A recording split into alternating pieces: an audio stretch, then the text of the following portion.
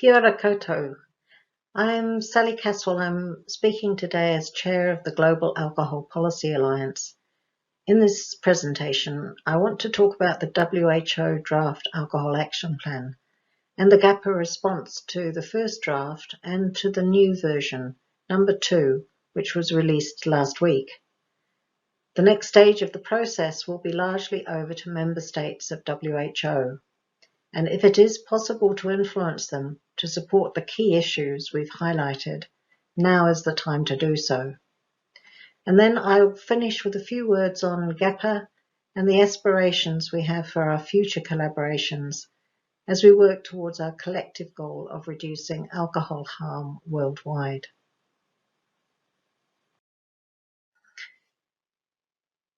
We're currently in a process in which the countries making up the World Health Organization's member states will vote to endorse a global alcohol action plan at the World Health Assembly in May next year. This is not where many civil society organizations and some countries had hoped to be. A number of low and middle income countries had raised yet again the need for WHO to begin a process to examine the feasibility and necessity of a legally binding treaty on alcohol, similar to the Convention on Tobacco Control. However, this was opposed by some high-income countries and does not have an obvious champion in the WHO Secretariat, which has been under-resourced relative to the global harm from alcohol. The influence of the alcohol industry in the UN system is pervasive, and they have not been excluded from some dialogue with WHO. While this is far from an ideal situation and an FCAC, a Framework Convention on Alcohol Control, remains our goal, we are now actively working to make the Global Action Plan as useful as possible, despite its inherent weaknesses. Aspects of the draft action plan which we support and which will need further support as the process goes forward include the increase in the target for a reduction in global per capita alcohol consumption from 10% to 20%, and also the calls for member states to make available more resource to reduce alcohol harm and to increase support for low and middle income countries. There are 5 areas where GAPA has emphasised change is needed in the draft alcohol plan. Now, these are to enhance protection against industry interference, to create a stronger focus on the best buys, the most effective policies, to ensure regular reporting on the uptake and implementation of alcohol policy to the World Health Assembly, to expand the terms of reference for a WHO expert committee to allow them to look at a future beyond the global strategy, and to initiate an interagency project on cross-border, mainly digital marketing. There have been some positive responses in the new version of the draft alcohol action plan, but more support is needed to ensure the action plan is as effective as it can be in terms of supporting a way forward. I'll go through these one by one. Version 1 of the draft action plan introduced a new format in which not only member states, the WHO Secretariat, civil society and international agencies were requested to take specific actions, but so was the alcohol industry. This was strongly opposed by civil society in their submissions. We also pointed out that while some of the industry's public relations activities were cautioned against, this was not broad enough. In the new version, a separate role for industry remains, but in some there is slightly more focus on limiting their role and on protection from interference with policy. For example, there is a request for no sponsorship of scientific research on public health dimensions of alcohol consumption and alcohol policies, and less emphasis on dialogue between the Secretariat and the industry. And it's specifically stated that this dialogue will not include discussion of policy development. The Secretariat is also asked in a new action point to counter myths and disinformation and provide technical support to member states. While these are small gains, they will need to be supported in the forthcoming debates. They do provide positive directions. Only one of the action plan's key actions is focused on the implementation of the most effective alcohol policies, and civil society was generally in agreement. The focus on these does need to be strengthened. There has not been a lot of change, and there is less specific mention of SAFER in the introduction. But it is now spelled out that the Secretariat will develop policy guidance, including some of the best buys, and also the management of conflict of interest in policy design and implementation. This needs to be supported. The Alcohol Action Plan to implement the global strategy is planned to be in place until 2030, giving many years for the global alcohol industry and its global marketing partners to expand into low and middle income countries where much of their efforts currently are.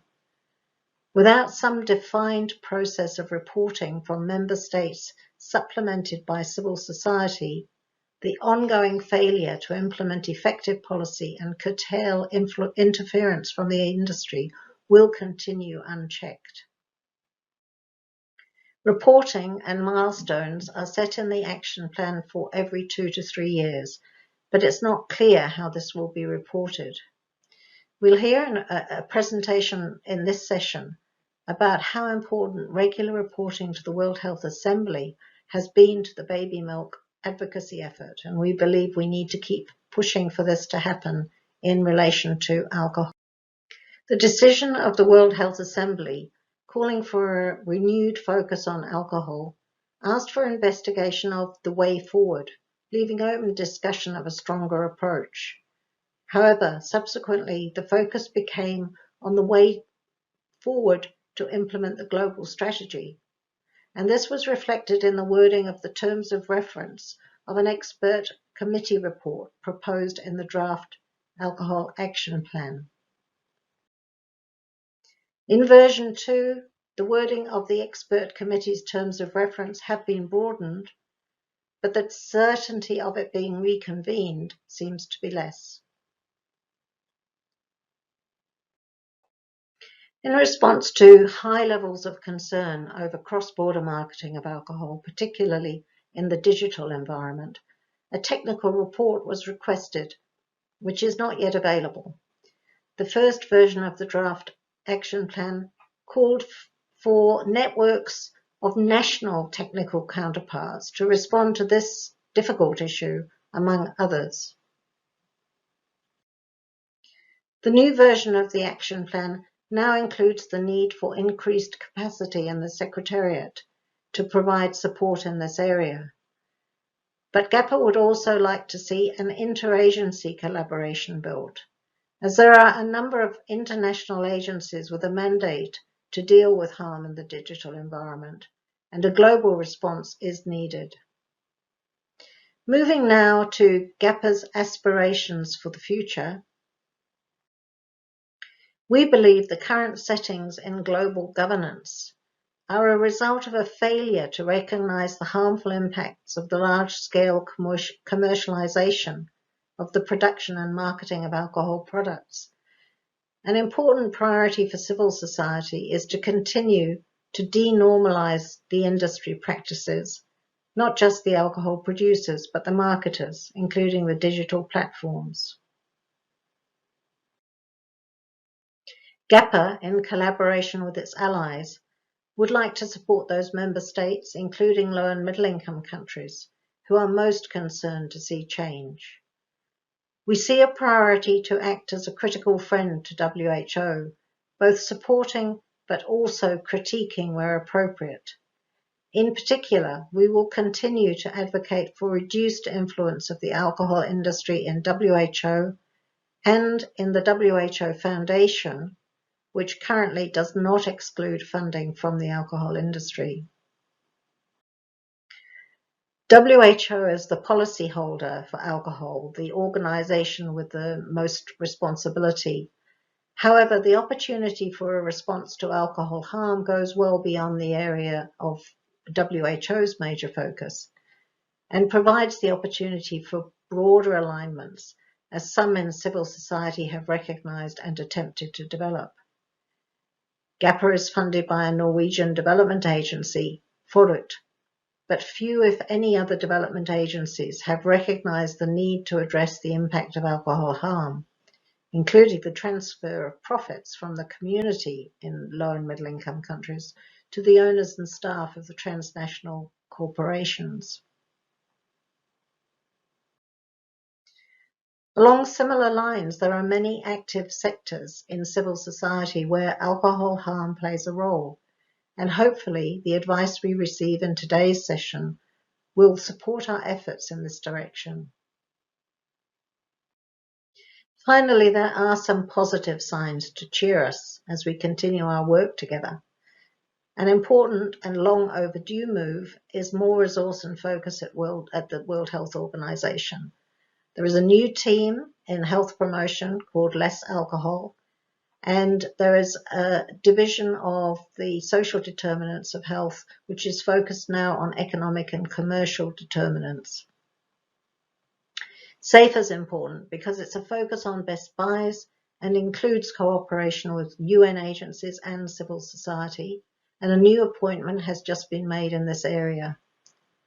As Muvendi have emphasized, the Sustainable Development Goals and other UN initiatives provide opportunities to build new coalitions, and there is increased interest from philanthropy and continued analysis of detrimental industry practices from researchers and academia. We have a growing civil society focused on alcohol. Muvendi are doing excellent work, as are the NCD Alliance and Vital Strategies. And GAPA's own alliances in Africa, Europe, Asia Pacific, and the Americas are working hard. We are stronger through our collaboration. The issues we face, from the lack of regulation of the transnational alcohol producers and the digital platforms, are part of a bigger picture, which is being addressed by organizations critiquing corporate and surveillance capitalism. And we can learn from these. And finally, even COVID may provide some interesting context. The work towards a convention on pandemics may increase understanding of the need for a global response to meet health risks. So finally, in conclusion, we acknowledge the tremendous importance of FORUT funding for GAPA. We look forward to building broader and stronger collaborations. And I want to thank the GAPA board, particularly those that have helped with organising this event and have taken part as chairs and speakers. Thank you.